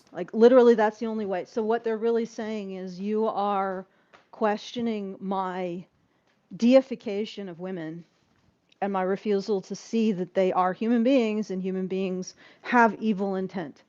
So, they have the same amount of evil intent as men, which is why I always share the studies that I share, Yeah. which is that millennial women use weapons 2 to 3 times more often than any other generation, or millennial men, to force sex, shall we say. That's astounding. Yep. But Okay. regardless, that pushes at this whole idea of the deification of women as saints or morally blameless. And so when somebody says you can't, we have to just, we can't when you question Me Too, or you question giving even more powers to remove due process for men accused of rape and sexual assault, when you question those things, they can't acknowledge that these are powers that could be used in bad ways, that you're granting people who are potentially rapists, false accusers, people who will use false accusations for political reasons or revenge, that you're handing them a weapon because in order to do so, you would have to recognize that women will use things as weapons. And of course they can't do it, so they default onto you just want to defend yourself because you are a bad man. Yeah. It's like, no. Okay, so Be Real had requested to speak, so I'm gonna let him talk, and then I'm gonna let Carl and the Rooster talk. So go ahead, Be Real. Is your microphone working? I'm gonna have to get going here because I got a few things I need to do before. Yeah, we got to I wrap take it up off. soon. I'd like to Yep. get back to my life, but I'm gonna let you guys have your say. So Be Real. Can you talk? Can I talk? Can you hear me? Yeah, we can hear you. Yeah, we can hear you. Great. Have you guys heard about the Green Party in England has introduced a law that if you argue or talk down or mansplain to the other gender, that you might be prosecuted or be Yes, fired I from your covered job? it. I covered it. It was a Green Party internal policy that they had. We covered on the news show like 2 weeks ago, where if you disagreed with a woman, you could like lose your position within the party. Like it's sort of like getting fired or kicked out. Yes, Or something. you couldn't you literally couldn't disagree with a woman. That's the rule. Oh, before if the Green Party could make it a law, they probably would. Oh, well, I had a conversation with Grok, right? You guys know the AI Grok. And I Yes. asked Grok if it's possible if that can come out of the inside party and be voted on to go through system wide. And it said it is possible with a couple of votes and a couple passed motions. Yeah, of course. Yeah. And especially when it comes to the UK and that new law teaching boys about misogyny. It's just adding on top of the what can boys do nowadays? Like what can men do at What all? can Like men do you can't against approach, such can't talk, reckless can't speak, hate? can't see, can't look. It's just the Yep. list goes on. Like, is there any communication that a boy or a man is able to or trying to do that happens to do with anything, if anything, without being accused of anything? No. Yep. Okay, so I'm gonna let what? Well, yeah, let the next person talk. I'm I'd like to do gonna a let shout people out to get the their artists. last words out, and then we'll wind it down. Okay, Carl, go ahead. You had your hand up. It was probably more relevant earlier on, but it kind of speaks to everything. Statistically, we have to concede that as individuals, men and women are both capable of abuse. The stats, the studies, even the things where people have confessed in surveys to things that they've done speak volumes. I always liken it to the fact that if you break your leg or multiple bones in your leg and you go to the doctor doesn't just fix one of those bones because your leg still ain't going to work. He fixes both of them. And when they tried to bring all this legislation in the UK ages and ages ago, when the Istanbul Convention was being read and they were trying to pass that, my expression was, it's VA all or nothing at all. You've got to protect all victims, because if you don't protect all victims, you create more victims. Mm-hmm. And that actually is pretty much borne out by what the nonsense that they're trying to push in legislation and policy around domestic violence and sexual assault. These interventions don't work. They're just ideological noise.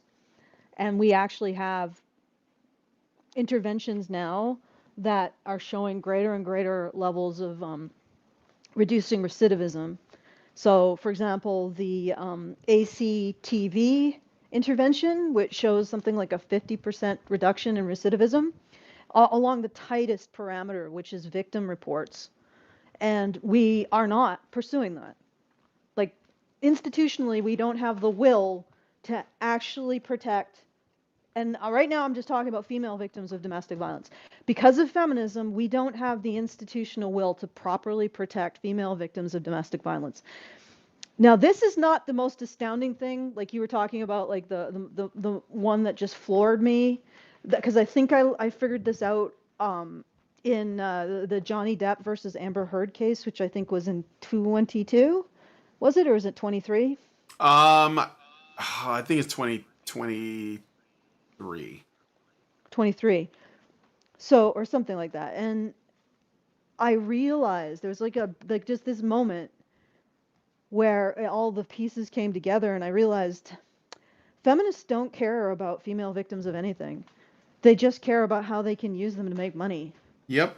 And they're literally sacrificing female victims. They're looking at this information, the ACTV intervention, which is non-feminist, and it works because the non-feminists basically said, okay, well, let's look at all the potential interventions and figure out which one actually works, and then we'll pursue that and we'll refine it.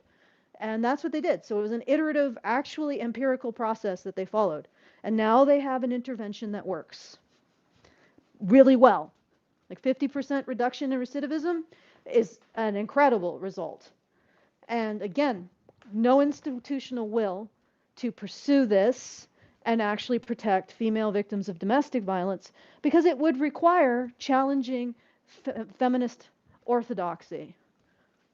So right now, feminism has no claim to moral authority in any capacity, not even along the line of protecting women. So, and again, these interventions are being proposed. Variations on the feminist interventions that have already been shown to fail to produce any significant reduction in recidivism for adult perpetrators are now being proposed to be applied to boys. And they won't work. They're a waste of money, and they'll most likely make things worse if they do anything at all. Like there's two options. They do nothing, they make things worse. That's what you get. And all they benefit is bureaucrats by creating make-work projects that have absolutely no oversight. So they're just going to spend money on consulting and research, and they're not going to do fucking all. They're just going to consume their salaries while producing nothing, because they can't produce anything. They can't produce the results. They were saying something like a 50% reduction in violence against women. Bullshit. Nothing that they're proposing is going to move the needle even one iota in the direction that people want it to move. It's completely fraudulent science. And yet they're going to get, this is what it helps. You get feminist bureaucrats jobs. That's what this entire apparatus is for, is simply to make sure that feminist bureaucrats get jobs. That's it. That's all it does. It's like Yes Minister, or Yes Minister, the hospital that exists only to give hospital administrators jobs because it's never seen a single patient. That's what this entire boondoggle is.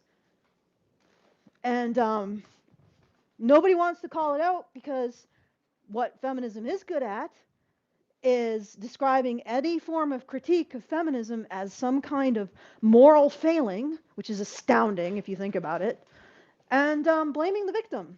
So if these interventions don't work, which they won't, feminism will simply blame the next iteration of Andrew Tate that comes around in, like, I don't know, he's getting a bit past his expiry date, so probably 3 years. Yeah, it's We'll gonna be next Nick one. Fuentes next, or somebody else. They're Yeah, just gonna they just probably. pick a new boogeyman, and it may be a real person, but it doesn't matter. The purpose of it is to basically make it to where people like us can't get anything done. So Yeah, because we have to constantly answer for people we didn't create, we didn't platform, and we are actively campaigning against the conditions that make them. yes, So, I don't know. Well, I got to answer for that? Well, no intention of answering for that, because it's not my monkeys, not my circus. right. But anyway, that's I got that. another request to talk, so I'm gonna give it, and I then just wanted to say Mhm. logic and critical thinking are sadly dying, if not dead. Very, that's very true. They're very rare. Shadow Claw, you wanted to say something? Yeah, I just wanted to ask you guys a quick question.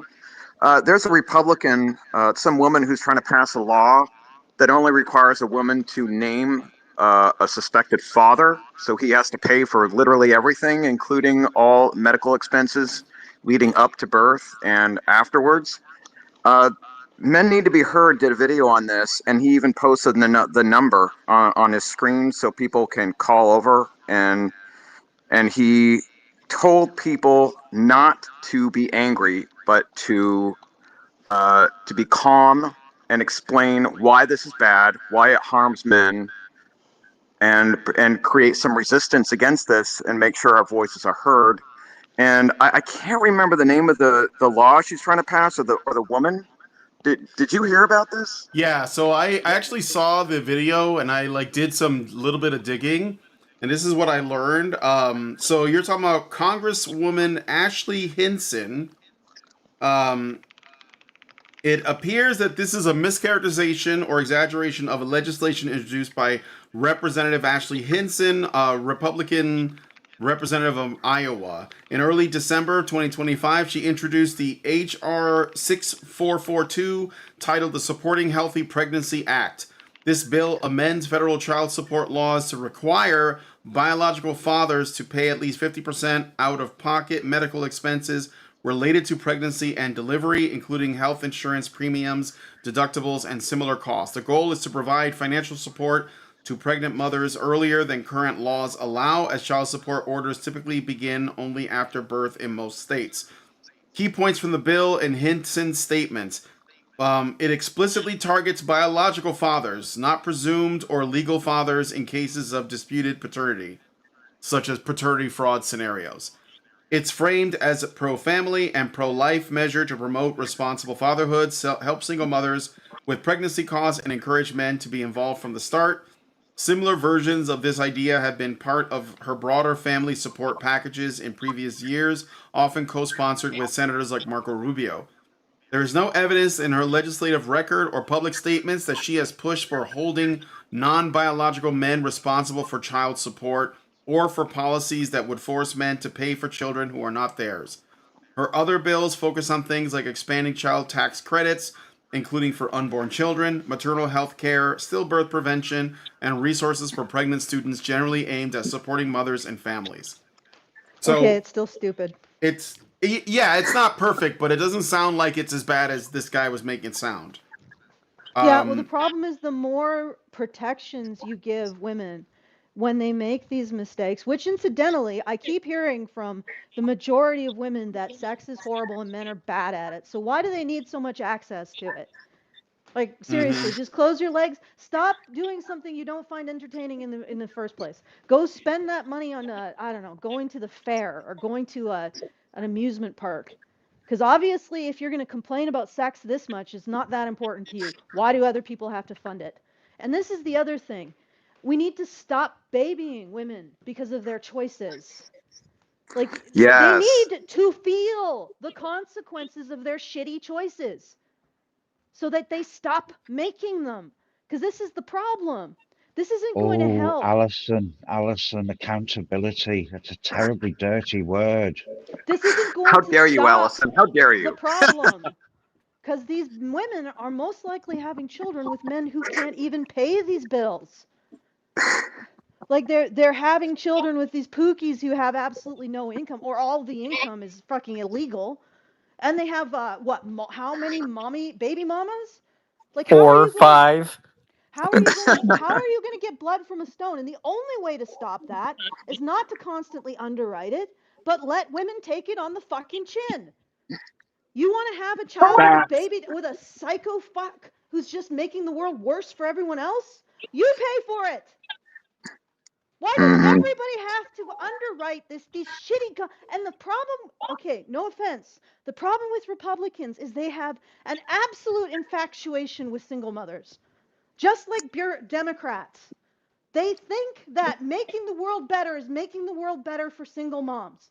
It isn't. For some reason, White knight when we complex. had all of these, we refused to give single mothers anything but you can go to a nunnery, give birth, and the kid will go up for adoption. There wasn't that many of them. And now we have an absolute explosion. And this is not just a moral issue. This is a logistical issue. We can't afford this. The number of single mothers increases year after year after year. Stop incentivizing them with this kind of bullshit.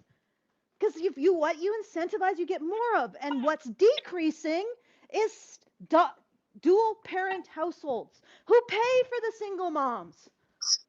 And what's decreasing is young men, bachelor men with good jobs who pay for the single moms. So we are imploding based on the priorities, the financial priorities that we have, which are destructive. Stop. Single moms do not deserve your compassion or sympathy. Okay, again, if there is a single mother, okay, who got a commitment from a man who didn't have other baby mamas, there was no establishment of the behavior prior to doing this. If she got commitment from him, married her, said, yes, I want children, and then some time in like year 5, he fucks off for no apparent reason, yeah, she got screwed. She got royally screwed. How many single mothers does that describe? 5%? Probably 2%? my mom, and that's it. Yeah, you can give sympathy to women like that. But Not what my about mom. She fucked a married guy. Ugh. But what about the women? What about the women? Every other single woman, a single mother, who ends up in the situation because of retarded choices that she would have reconsidered if she didn't have a safety net. The safety nets that we give women. And again, this is a logistical thing. Eventually, once the single mother, number of single mother is unsustainable because the people that are underwriting them, like our society has literally declared war at stable 2-parent households and the formation of relationships that result in that. Our society has decided it doesn't like that, and we're going to all declare war. So we're basically have declared war on our plow horse. Like we're a farmer that has a plow horse that works its fields, and we're out there in a fucking blind taking pot shots at it. We're declaring, and then for some reason we think the world is going to be so much better once we kill that damn plow horse, right? That's how stupid we are. And this is another manifestation of that stupidity. We are focusing on incentivizing the wrong thing. We're not focusing on incentivizing the thing that maintains our society with a level of, at the level that it is. We're focusing on something that is an indulgence. Believe me, all of that shit's going to go if the U.S. finally destabilizes enough that nobody uses it as the world reserve currency. That's going to be gone instantly. Okay? And so we can only do this because we can afford to do it. And that's becoming more and more difficult as the number of 2-parent households declines, number of married men declines because they're the big plow horses. And then after that, it's single men. You know, as that number gets squeezed and squeezed and squeezed and removed with all of the rhetoric around how the average man is not sufficient for the average woman, okay, our actual tax base and our ability to pay for single mothers declines. And that's why they're bringing in HP1s, H1Bs, because that's the other tax category that adds significantly to the income tax. If the Republicans want to keep powdering the asses of single mothers, eventually you're just going to have to import.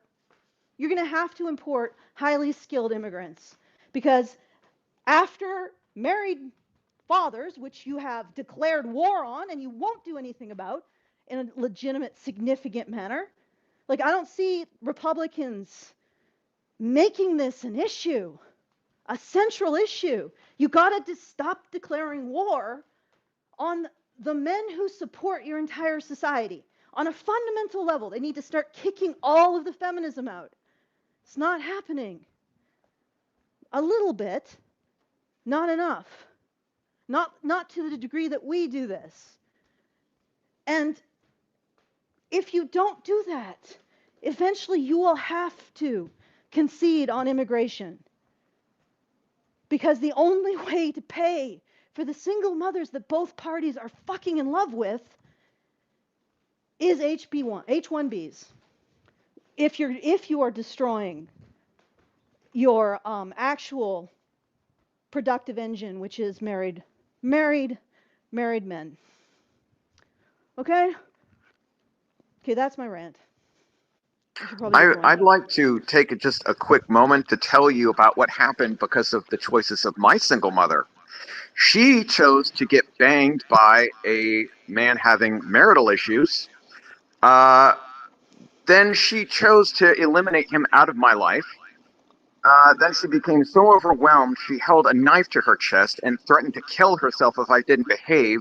Then chose a narcissistic asshole as my stepfather, who systematically tortured me for the rest of my life. I'm sorry to hear it. That's a consequence of these single mothers.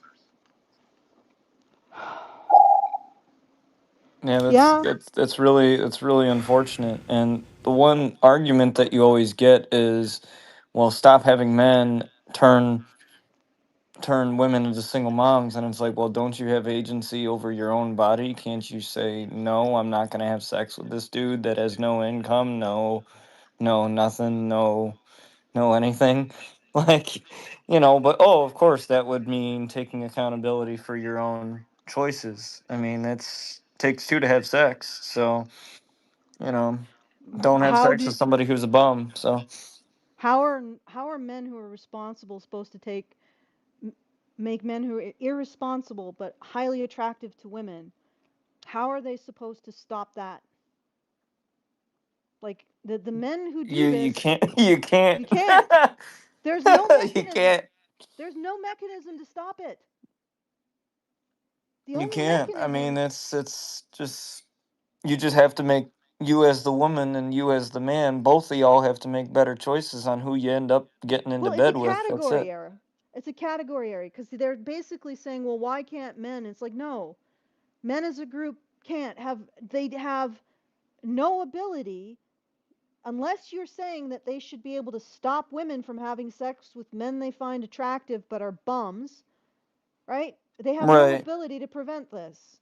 So they're saying that somehow men as a group bear responsibility for the decision of Pookie and his baby mamas. Like, no. I don't have the control of other men. I have the control of what I do with what's in my pants, and that's it. The responsible, conscientious men aren't the ones going out and getting all of these women pregnant, right? Have 3 or 4 different baby mamas and child support and all this other crap and benefits and all this other stuff. But this has to be, you have to acknowledge the fact that women are capable of doing bad. Okay, Brian, did you want to add anything? Nope. I know I went after the Republicans.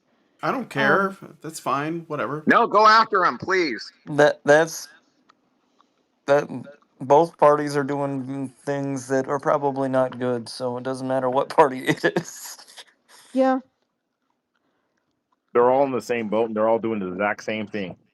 Well, Allison made a really good point. She pointed out the fact that the left is supposed to be, there's supposed to be a balance going on, but now the left is so radicalized and tribalized that there's no balance anymore, and both sides have lost their way. That's the way I see it. Well, talking of political parties, I've tried to get everybody to realise that Labour in the United Kingdom is no longer called Labour. It's now Libor. Eliebor.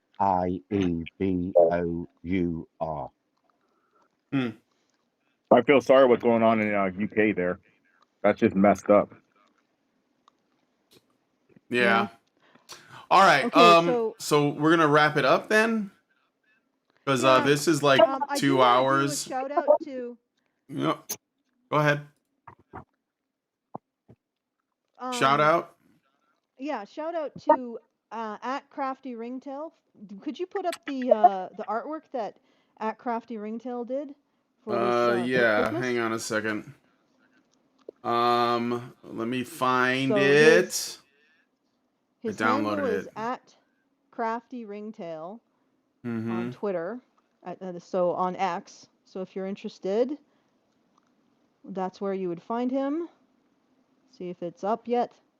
Yeah, I just need to oh shit. That's not gonna work. Let me see. I can do this another way. I'm gonna put it, I will share it in X and show it. So give me a second here. Okay. Where is it? Do you guys still talk to your single mothers?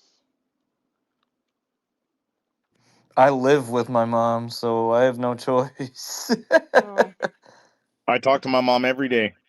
But I will admit, like, you know, ever since well, my father's been dead for 20 some years, so you know, it's ever since then we have a close relationship, but I wouldn't say that I turned out horribly. Yeah. Yeah. You know, I mean she's the exception of, I mean, you know, she's definitely had her fair share of, you know, not so good relationships, but I would say that I've turned out to be where I'm not making the same mistakes that she Okay, was I'm making. sharing it so- now. Okay. I'm sharing it in Discord and then like capturing it and on OBS. You know, that came dangerously close to happening to me. This girl I went on a date with tried to convince me really manipulatively to have sex with her and get her knocked up, and I said no. I'm Good not on going to you, sleep brother. with you. I'm not in a relationship with you. I do not love you. I'm not going to do that. Yeah. Good for you. Good on you, brother. I mean, I've only dated once, and I was probably 14, 15, and I'm about to be 27 in like 2 weeks. So I'm good, brother. I'm good. The only time I would ever consider it is if it's actually long term and like what a relationship should be. You know, a long term marriage with, you know, all that kind of stuff. Okay. Yeah, Like I nothing set some else. boundaries. I said if you want to have a little bit of fun that's more safe, that's fine. But I'm not going to go all the way with you. Hell no. Nope. Exactly. Nope, because then that's how you get trapped. Don't do it. Don't do it. Yep. All right. So I want to do a big thank you to at Crafty Ringtail, who did the artwork for Christmas. So thank you. And if you're interested in his art, you can find it at Crafty Ringtail. And thank you, Brian, for sharing it. Sure. Yeah. And yeah, I mean, I have to go walk the dog before we do the Christmas event for the family. So I'm going to thank you for joining. If you want to send us a message, you can do so at feedthebadger.com/justthetip. I know it's really quiet right now, but I guess it's because everybody's off doing Christmassy things. Okay, so I'll hand it back to you, Brian. All right. Well, Are your thanks, pets guys. getting Christmas treats? Sorry? Thank you. Are your I pets getting appreciate it. Christmas treats? They aren't getting kicked out. Void No. cat. Oh, Void Cat just wants kibble, so we'll give her some extra kibble. And I'm sure the dog just wants to not have the muzzle on to stop him from licking his foot. I mean, I did get something, but it's like a Well, I know they hate those stupid cone things on their faces, Yeah. so probably the Yeah. muzzle's easier than having the stupid cone thing. Yeah, I think so too. Well, at least it's easier for him to sleep and relax in a more comfortable position. Well, I did get like a kick sled thing so that I could actually take him out, because the snow here is so deep. But other than that, I don't know. Being able to destroy the Christmas tree is the cat's present. All right. All right, I'm going to wrap it up there, guys. Thanks for coming on the show. If you guys like this video, please hit like, subscribe if you're not already subscribed, hit the bell for notifications, leave us a comment, let us know what you guys think about what we talked about in the show today, and please share this video because sharing is caring. Thank you guys so much for coming on this episode of I guess it's like the Christmas special X Space. hang out, and we'll talk to you guys in the next one. Men's right activists are machines, dude. Okay? They are literal machines. They are talking point machines. They are impossible to fucking deal with, especially if you have like a couple dudes who have good memory on top of that too. Holy shit, you're fucked.